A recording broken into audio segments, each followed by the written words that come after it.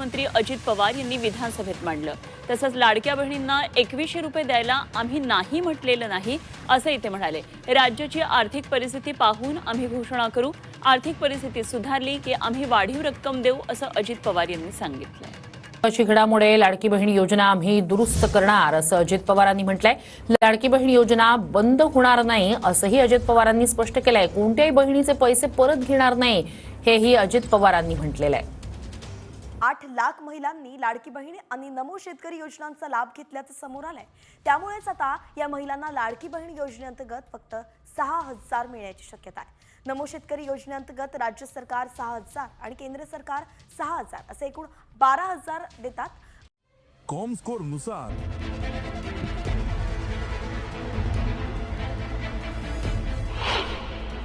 ही योजना चालू ठेवणार आहे।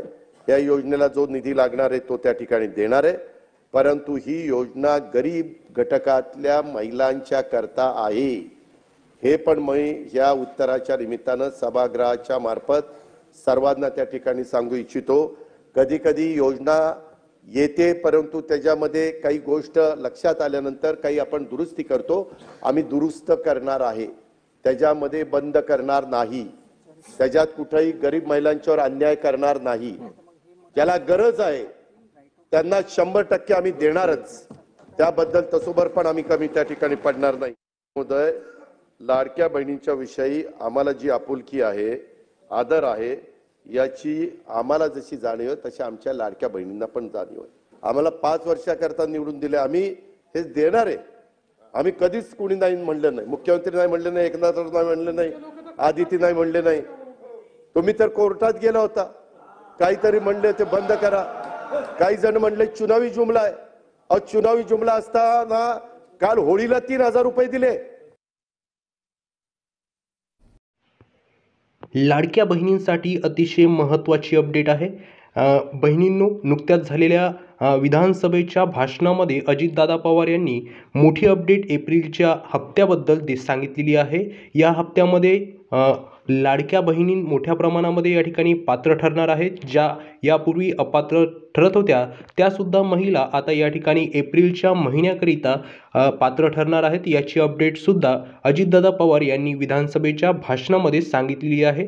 सोबतच या योजनेचा जो बंद होण्याचा जो सूर या ठिकाणी विरोधी पक्षाने मांडलेला होता त्याच्यासुद्धा अपडेट या ठिकाणी अजितदादा पवार यांनी दिलेली आहे। पुढे ही माहिती आपण सविस्तर जाणून घेऊया। तत्पूर्वी तुम्हाला एक छोटीशी विनंती आहे, अशाच प्रकारचे माहितीपूर्ण व्हिडिओ बघण्यासाठी लगेचच आपल्या चॅनलला सबस्क्राईब करायचे आहे आणि व्हिडिओला लाईक नक्कीच करायचे आहे। तर काय अपडेट आहे विधानसभेच्या भाषणामध्ये अजितदादा पवार यांनी काय सांगितलेले आहे हे सविस्तर बघूया।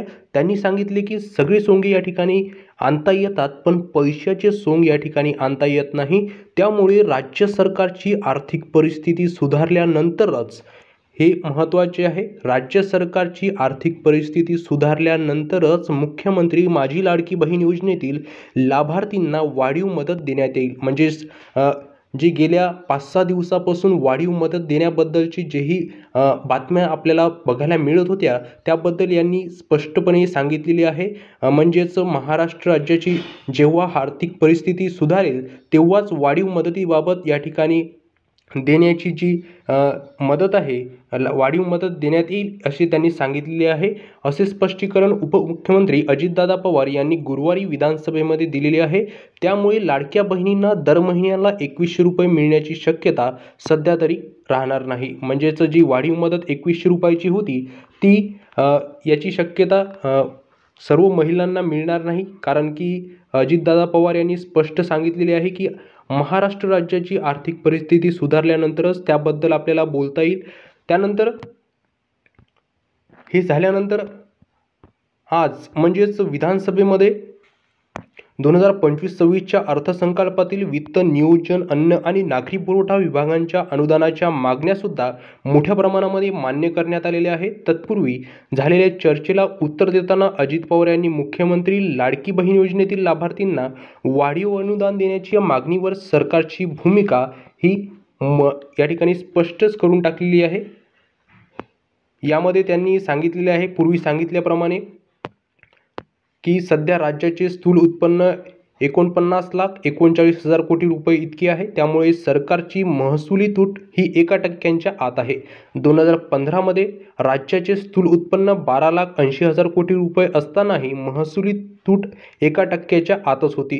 त्यामुळे ही तूट जास्त असल्यामुळे आर्थिक जो भार आहे हा वाढण्याची शक्यता देखील आहे. त्याचमुळे जो 2100 रुपयाचा हप्ता होता त्याबद्दल सध्या अद्यापही कोणतीही घोषणा करण्यात येणार नाही असे यातून आपल्याला स्पष्ट बघायला मिळत आहे. त्यानंतर सोबतच तथापि 2025-26च्या या आर्थिक वर्षामध्ये 100% महसूल जमा करून राज्याला आर्थिक शिस्त लावायची आहे असे अजितदादा पवार यांनी सांगितले आहे. दरम्यान 2024 आणि 25 या चालू आर्थिक वर्षामध्ये अर्थसंकल्पीय तरतुदीपैकी 77.26% खर्च झाल्याचे सांगण्यात आलेले आहे. त्यानंतर 40% खर्च झाल्याचा दावा खोडून टाकलेला आहे. यामुळे म्हणजे जे ही सरकार आहे यांनी सांगितले होते की 40%च खर्च या ठिकाणी झालेला आहे, परंतु जो विरोधी पक्ष आहे तो म्हणत आहे की या ठिकाणी 77.26% इतका खर्च झालेला आहे. त्यामुळे ओरिजिनल जो खर्च आहे तो मोठ्या प्रमाणामध्ये आपल्याला बघायला मिळत आहे. त्याचमुळे हे सुद्धा एक कारण असू शकते की जे 2100 रुपयाची वाढीव रक्कम आहे ही मिळण्याऐवजी तुम्हाला यावर सध्या अद्यापही कोणतेही मंजुरी मिळण्याची शक्यता आपल्याला बघायला मिळत नाही आहे. त्यानंतर विधानसभेमध्ये यावर बोलताना मुनगंटीवार यांची अध्यक्षतेखाली समिती निवडण्यात येणार आहे. म्हणजेच राज्याला लॉटरीपासून 43 कोटींचे उत्पन्न मिळते. बक्षीस आणि कर वजा जाता शासनाला 3,50,00,000 रुपये उरतात. अधिकारी कर्मचाऱ्यांना 7वा वेतन आयोग आहे. चांगले पगार आणि सुविधा आहेत. त्यामुळे उत्पन्न वाढीकडे लक्ष देणे आवश्यक आहे. केरळ राज्याला लॉटरीपासून 12,000 कोटींचे उत्पन्न मिळालेले आहे. त्यामुळे राज्यावरती खर्चांचा बोजा हा वाढतच जात आहे. आता 8वा वेतन आयोग सुद्धा लागलेला आहे. त्यामुळे जो राज्यावरती आर्थिक जो भर आहे हा पुन्हा वाढणार आहे. त्याचमुळे जे लाडक्या बहीण योजनेचा जो हप्ता आहे त्यावर सध्या कोणतेही लक्ष देण्यात येणार नाही आहे. त्यानंतर मग आपण त्यांच्या चांगल्या गोष्टी अंमलात का आणू नयेत असा विचार मुनगंटीवार यांनी केलेला आहे. तसेच यासाठी आमदारांची अभ्यास समिती सुद्धा स्थापन करण्याची मागणी केलेली आहे. यावर अर्थमंत्री अजित पवार यांनी मुनगंटीवार यांच्याच अध्यक्षतेखाली समिती नेमत असल्याची घोषणा देखील केलेली आहे. या सर्व गोष्टीवरून आपल्याला एकच बघायला मिळत आहे की कोणत्याही प्रकारची वाढीव मदत या ठिकाणी सध्या सरकारकडून देण्यात येणार नाही अशी अपडेट आहे. तर तुम्हाला जर व्हिडिओमधली माहिती आवडली असेल तर व्हिडिओला लाईक नक्कीच करा. धन्यवाद.